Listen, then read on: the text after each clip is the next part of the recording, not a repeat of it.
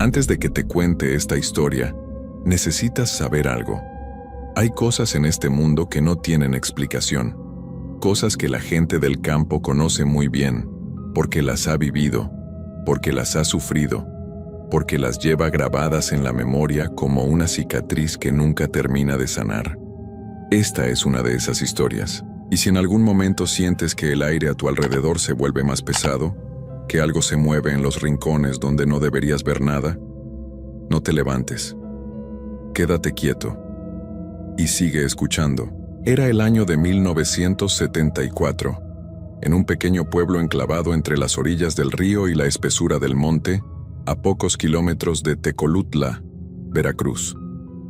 Un lugar donde los gallos aún marcaban la hora, donde el olor a tierra mojada lo llenaba todo al amanecer, y donde los hombres se levantaban antes de que el sol terminara de asomarse para ir a ganarse el día entre el sudor y el filo del machete. Uno de esos hombres se llamaba Fulgencio. Era un campesino de 42 años, nacido y criado en esas tierras veracruzanas. Hombre de pocas palabras pero de mucho trabajo.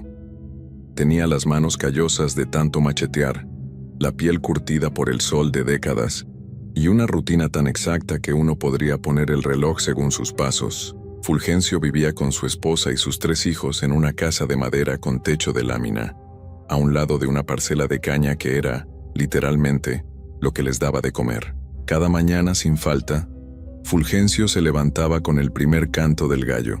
Se ponía sus botas de hule, su camisa de trabajo desgastada pero limpia, el sombrero de palma que había cargado por años, y llenaba su termo con café negro y bien cargado. Luego agarraba el machete, que siempre colgaba detrás de la puerta, y salía al campo sin decir mucho más que un «ahorita vuelvo» a su mujer, que ya lo esperaba con la mirada desde la ventana. El cañal de Fulgencio era una parcela larga y densa, de esas donde la caña crece tan alta y tan junta, que cuando uno entra, el cielo desaparece.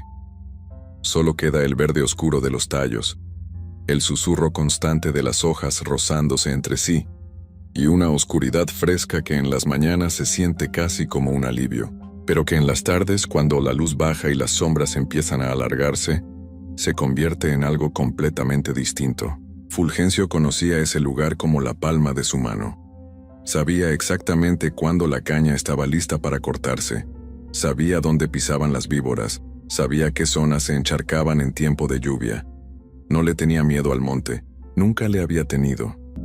Su padre le había enseñado desde niño que la tierra era generosa con quien la trabajaba con respeto, y eso era exactamente lo que él hacía.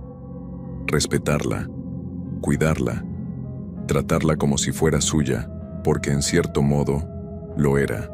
Esa mañana, la del día que cambiaría su vida para siempre, todo comenzó igual que siempre. El café en el termo, el machete al cinto, el camino de tierra hasta la parcela. El cielo estaba despejado, los pájaros cantaban normal, y el aire olía a esa mezcla de tierra húmeda y caña que tanto le gustaba. No había nada, absolutamente nada, que le dijera a Fulgencio que ese día iba a ser diferente. Y tal vez eso es lo más aterrador de todo, porque lo que estaba por pasarle no llegó con aviso, no llegó con señales ni con presagios. Llegó de la manera más silenciosa y más brutal posible. Llegó como llegan siempre las cosas que verdaderamente te destrozan, sin que te des cuenta, hasta que ya es demasiado tarde. Fulgencio entró al cañal pasadas las 6 de la mañana y comenzó a machetear como lo hacía siempre, con golpes seguros y parejos, avanzando fila por fila. El calor todavía no pegaba fuerte y el trabajo iba bien. Llevaba ya casi 2 horas en eso cuando el machete golpeó algo que no era caña. Fue un golpe seco, diferente, y luego el sonido que cambió todo, un crujido suave, y después el silencio más pesado que Fulgencio había escuchado en su vida. Miró hacia abajo. Entre los tallos caídos, a un lado de sus botas, había un nido pequeño. Un nido de primaveras, esos pajarillos de colores brillantes que anidan entre la caña en esa época del año. Y dentro del nido, entre los pedacitos de paja y ramas finas, había 2 crías. Una seguía viva, abriéndose paso entre el desorden del nido roto. La otra no se movía. Fulgencio se quedó viendo eso por un momento. Sintió un peso en el estómago, esa sensación de haber hecho algo malo sin querer, que es de las peores que existen. Pensó en recoger el nido, en ponerlo en algún lugar seguro. Pero en ese mismo instante, antes de que pudiera moverse siquiera, se escucharon risas. No eran risas de adulto, eran risas de niño. Risas agudas, pequeñas, que venían de todos lados al mismo tiempo, de la derecha, de la izquierda, de arriba, entre las hojas. Risas que rebotaban entre los tallos de caña como si el cañal entero se estuviera burlando de él. Fulgencio volteó rápido. No había nadie, ni un alma, solo la caña, densa y quieta, cerrándose a su alrededor como si siempre hubiera estado así, como si siempre hubiera querido atraparlo. Y entonces llegó la primera piedra, le pegó en el hombro derecho con una fuerza que no esperaba. Giró hacia donde venía el golpe y no vio nada. Otra piedra, esta vez en la espalda, luego una más, en la pierna. Fulgencio empezó a moverse, a retroceder, mirando en todas direcciones sin encontrar a nadie. Las risas seguían, se reían de él, se reían fuerte, con esa crueldad inocente que solo tienen los niños cuando saben que tienen el control. Fulgencio echó a correr. Corrió sin dirección, sin plan, solo con el instinto puro de alejarse de esas risas que no paraban.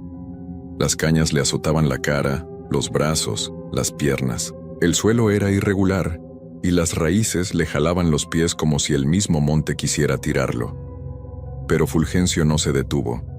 Corría y corría, con el aliento cortado y el corazón golpeándole tan fuerte que podía escucharlo en los oídos. Entonces vio la salida, o al menos creyó verla. Una abertura entre los tallos más adelante, donde la luz del sol entraba con fuerza. Un claro, el borde del cañal. Fulgencio dirigió todos sus pasos hacia allá, sin quitar los ojos de esa luz, respirando con dificultad pero sin dejar de moverse. Llegó. Atravesó el último grupo de cañas con los brazos por delante para abrirse paso y salió al otro lado, y se detuvo en seco. Era el mismo cañal, la misma parcela, las mismas filas de caña que acababa de atravesar, el mismo nido roto en el suelo, a pocos pasos de él, con la cría muerta todavía dentro. Fulgencio miró alrededor, confundido, sin entender nada. ¿Cómo era posible? Había corrido recto. Había seguido la luz. No había girado en ningún momento. Las risas volvieron, más cerca ahora, más fuertes. Intentó salir de nuevo, esta vez por otro lado, caminando despacio y con cuidado, contando sus pasos, fijándose en cada detalle para no perder la orientación. 10 pasos, 20, 30. La caña seguía igual a su alrededor, interminable sin ningún borde visible. Fulgencio giró hacia la izquierda. Siguió caminando. 50 pasos más. Nada. Solo caña. Solo la misma caña de siempre, cerrándose sobre él como si el campo se hubiera vuelto redondo. Como si alguien hubiera enrollado el mundo en un círculo sin fin. El primer día pasó así. Caminando, buscando una salida que simplemente no aparecía. El sol subió, llegó al punto más alto del cielo, y luego comenzó a bajar. Para cuando la luz empezó a ponerse anaranjada y el cañal se llenó de sombras largas, Fulgencio ya había recorrido lo que le parecían kilómetros en todas las direcciones, sin encontrar nada más que más caña. El termo de café se había acabado desde el mediodía. El hambre todavía era soportable, pero la sed ya empezaba a picarle la garganta. Lo peor no era eso, lo peor era que las risas no paraban. Durante todo el día, en momentos distintos, esa risa de niño volvía a escucharse. A veces era una sola, aguda y breve, como si algo lo estuviera observando desde arriba. Otras veces eran varias al mismo tiempo, rodeándolo, moviéndose entre los tallos a una velocidad que ningún niño real podría tener. Y de vez en cuando llegaba otra piedra, sin aviso, sin ver de dónde venía, una en la cabeza, otra en la mano.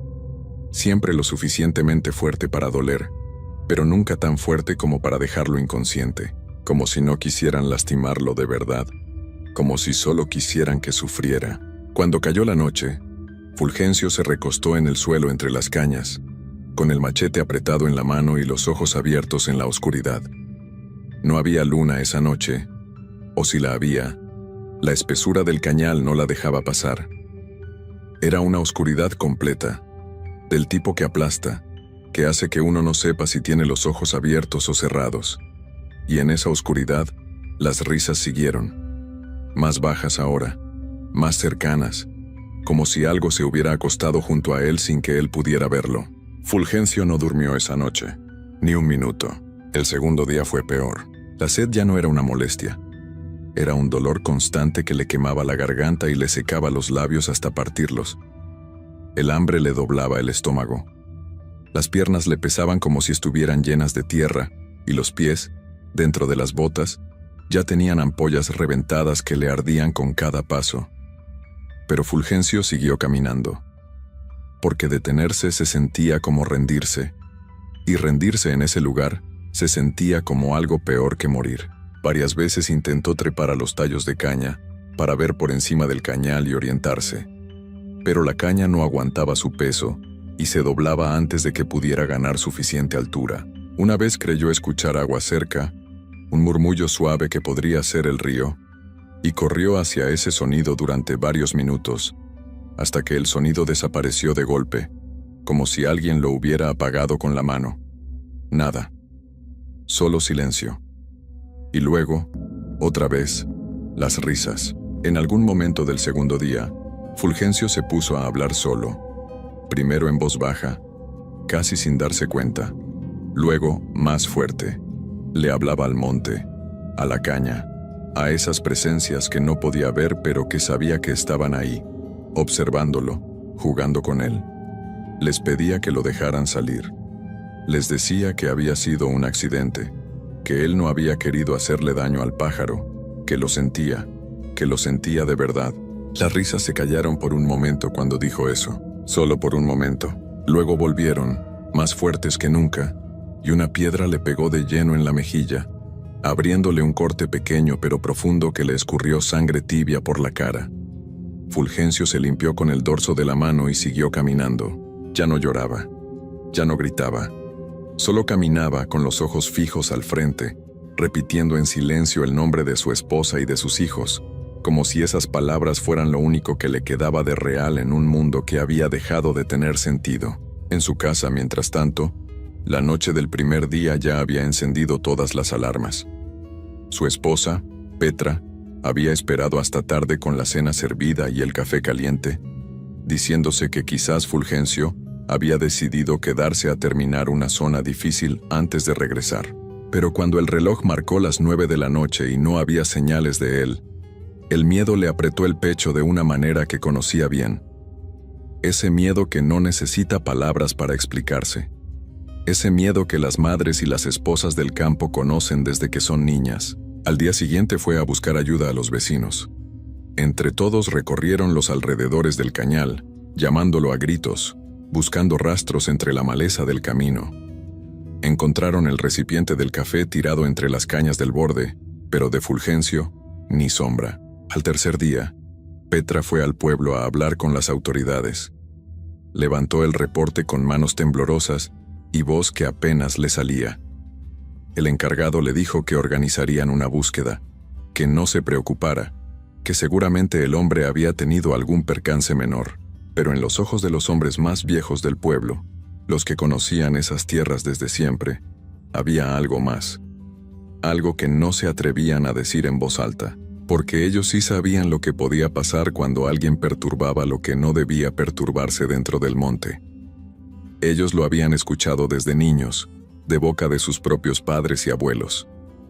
Sabían que esas tierras tenían dueños que no aparecen en ningún papel ni en ningún registro, dueños que no necesitan documentos para hacer valer lo suyo, y sabían que cuando esos dueños decidían que alguien había ido demasiado lejos, a veces esa persona no regresaba, pero a veces sí, y cuando regresaba, era mucho peor. Fue al tercer día, en las primeras horas de la mañana, cuando algo cambió. Fulgencio no supo explicarlo bien después, porque no hubo ningún momento claro en el que las cosas volvieran a ser normales. Simplemente, En algún punto entre la oscuridad de la noche y la primera luz grisácea del amanecer, las risas se callaron, del todo. Y el cañal, que durante 2 días enteros se había sentido como una trampa sin fondo, de pronto empezó a tener bordes otra vez. Fulgencio caminó hacia la luz, igual que había intentado docenas de veces antes. Pero esta vez fue diferente. Los tallos se abrieron. El suelo firme del camino apareció bajo sus pies, y sin ningún drama, sin ninguna señal especial, Fulgencio salió del cañal y cayó de rodillas en el borde del camino de tierra por el que había entrado 3 días antes. Se quedó así un momento, con las manos en el suelo y la frente casi tocando la tierra, respirando el aire de afuera como si fuera lo más valioso del mundo. Porque en ese momento, lo era. El sol apenas empezaba a asomarse por el horizonte, y los pájaros cantaban en los árboles de alrededor como si nada hubiera pasado. Como si el mundo hubiera seguido girando tranquilamente mientras él desaparecía adentro de esa oscuridad verde durante 3 días. Se levantó con dificultad. Las piernas apenas le respondían. Tenía la ropa hecha jirones, llena de lodo seco y manchas oscuras. El sombrero lo había perdido en algún momento del primer día. El machete todavía lo cargaba, aferrado a la mano con tanta fuerza que los nudillos se le habían puesto blancos. Tenía el corte en la mejilla reseco y costroso, los labios partidos, los ojos hundidos. Caminó por el camino de tierra en dirección al pueblo, despacio, sin apurarse, como un hombre que ha dejado algo muy pesado en algún lugar y todavía no termina de creerlo. Fue un muchacho de un rancho vecino el que lo vio primero. Iba montado en su caballo por el camino cuando distinguió esa figura caminando a lo lejos, tambaleante, con la ropa destrozada. Se acercó despacio, sin estar seguro de lo que estaba viendo, y cuando reconoció a Fulgencio se le heló la sangre en las venas, porque el hombre que tenía enfrente no parecía el mismo de 3 días atrás. Tenía la mirada de alguien que ha visto algo que no debería haber visto. Esa mirada que no se le va a una persona aunque quiera, que se queda pegada en los ojos para siempre. El muchacho bajó del caballo y fue corriendo al pueblo a avisar. Para cuando Petra salió disparada hacia el camino con 2 vecinos detrás, Fulgencio ya estaba sentado en una piedra al borde del camino, con los codos en las rodillas y la vista clavada en el suelo. Cuando ella lo abrazó, él no se movió de inmediato. Tardó unos segundos en levantar los brazos y rodearla, como si el cuerpo le costara trabajo recordar cómo hacer esas cosas. Lo llevaron a casa. Le dieron agua, mucha agua. Le limpiaron las heridas. Le cambiaron la ropa. Y cuando estuvo sentado a la mesa con un plato de comida caliente enfrente y la familia reunida a su alrededor, mirándolo en silencio, esperando, Fulgencio levantó la vista y empezó a hablar. Les contó todo. El nido, las crías, el golpe del machete que no quiso dar, las risas, las piedras, el laberinto sin salida, los 2 días caminando sin agua ni comida, sin dormir, sin encontrar el borde de un campo que él había recorrido cientos de veces y conocía de memoria. Habló despacio, con la voz ronca y los ojos fijos en algún punto entre la mesa y el suelo, como si estuviera viendo todo de nuevo mientras lo contaba. Nadie lo interrumpió. Nadie dijo que estaba exagerando. Nadie se rió. Porque en ese pueblo, en esas tierras veracruzanas que huelen a río y a caña, la gente sabe que hay cosas que no se discuten, que hay experiencias que no necesitan explicación científica para ser completamente reales. Fulgencio no estaba loco. Fulgencio había sido perdido. Y en el pueblo, todos sabían exactamente quién hacía eso. Los chaneques. Así los llaman desde tiempos muy antiguos en estas tierras del sur de México. Son seres que no tienen forma fija, que algunos describen como niños pequeños y otros como figuras que apenas se alcanzan a ver entre las sombras del monte. No son buenos ni malos en el sentido en que nosotros entendemos esas palabras. Son simplemente guardianes, custodios del equilibrio entre el hombre y la naturaleza. Y cuando ese equilibrio se rompe, cuando alguien daña lo que está bajo su cuidado, los chaneques cobran su precio. A veces ese precio es el susto, que en la tradición de estas tierras no es solo un miedo pasajero, sino una pérdida real de algo, una parte del alma que se queda atrapada en el lugar donde ocurrió el daño. Hay personas que nunca se recuperan del todo de un susto así, que quedan con esa mirada hueca para siempre, con el sueño roto, con un miedo que no tiene nombre pero que acompaña cada paso. Fulgencio tuvo suerte. Los chaneques lo soltaron, pero no sin antes dejarle algo grabado muy hondo, en un lugar donde ningún médico puede llegar. Después de esos 3 días, Fulgencio volvió al cañal. Tuvo que hacerlo. Era su sustento, su tierra, lo que daba de comer a su familia.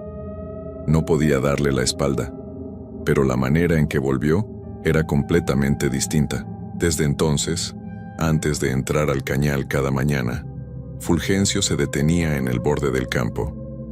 Dejaba una pequeña ofrenda en el suelo, a veces un puñado de sal, a veces un poco de comida, a veces flores que cortaba en el camino. Luego hablaba en voz baja, dirigiéndose al monte, pidiendo permiso para entrar, prometiendo cuidado y respeto. Los vecinos que lo veían hacer eso al principio se quedaban callados, sin saber qué decir.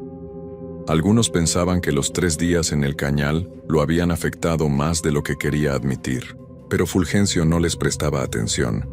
Él sabía lo que sabía. Él había estado adentro de algo que no tiene nombre en ningún libro, que no aparece en ningún mapa, que ninguna autoridad del pueblo podría haber resuelto, y había aprendido, de la manera más dura posible, que la tierra no le pertenece al hombre, que el hombre le pertenece a la tierra, y que hay cosas viviendo en los rincones del monte que llevan ahí mucho más tiempo que cualquier ser humano, y que seguirán ahí mucho después de que todos nosotros nos hayamos ido. Los chaneques. Así los llaman desde tiempos muy antiguos en estas tierras del sur de México. Son seres que no tienen forma fija, que algunos describen como niños pequeños y otros como figuras que apenas se alcanzan a ver entre las sombras del monte. No son buenos ni malos en el sentido en que nosotros entendemos esas palabras. Son simplemente guardianes, custodios del equilibrio entre el hombre y la naturaleza. Y cuando ese equilibrio se rompe, cuando alguien daña lo que está bajo su cuidado, los chaneques cobran su precio. A veces ese precio es el susto, que en la tradición de estas tierras no es solo un miedo pasajero, sino una pérdida real de algo, una parte del alma que se queda atrapada en el lugar donde ocurrió el daño. Hay personas que nunca se recuperan del todo de un susto así, que quedan con esa mirada hueca para siempre, con el sueño roto, con un miedo que no tiene nombre pero que acompaña cada paso. Fulgencio tuvo suerte. Los chaneques lo soltaron, pero no sin antes dejarle algo grabado muy hondo, en un lugar donde ningún médico puede llegar. Después de esos 3 días, Fulgencio volvió al cañal. Tuvo que hacerlo. Era su sustento, su tierra, lo que daba de comer a su familia. No podía darle la espalda, pero la manera en que volvió era completamente distinta. Desde entonces, antes de entrar al cañal cada mañana, Fulgencio se detenía en el borde del campo. Dejaba una pequeña ofrenda en el suelo, a veces un puñado de sal, a veces un poco de comida, a veces flores que cortaba en el camino. Luego hablaba en voz baja, dirigiéndose al monte, pidiendo permiso para entrar, prometiendo cuidado y respeto. Los vecinos que lo veían hacer eso al principio se quedaban callados, sin saber qué decir. Algunos pensaban que los 3 días en el cañal lo habían afectado más de lo que quería admitir, pero Fulgencio no les prestaba atención. Él sabía lo que sabía. Él había estado adentro de algo que no tiene nombre en ningún libro, que no aparece en ningún mapa, que ninguna autoridad del pueblo podría haber resuelto, y había aprendido, de la manera más dura posible, que la tierra no le pertenece al hombre, que el hombre le pertenece a la tierra, y que hay cosas viviendo en los rincones del monte que llevan ahí mucho más tiempo que cualquier ser humano, y que seguirán ahí mucho después de que todos nosotros nos hayamos ido.